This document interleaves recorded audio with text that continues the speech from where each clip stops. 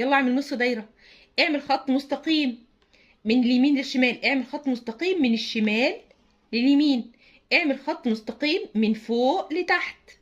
اعمل خط مستقيم من تحت لفوق. السلام عليكم ورحمة الله وبركاته. النهاردة بإذن الله هنتعلم مع بعض خطوط الكتابة. عشان الطفل يتعلم يكتب لازم يتعلم الأول يعمل خطوط معينة.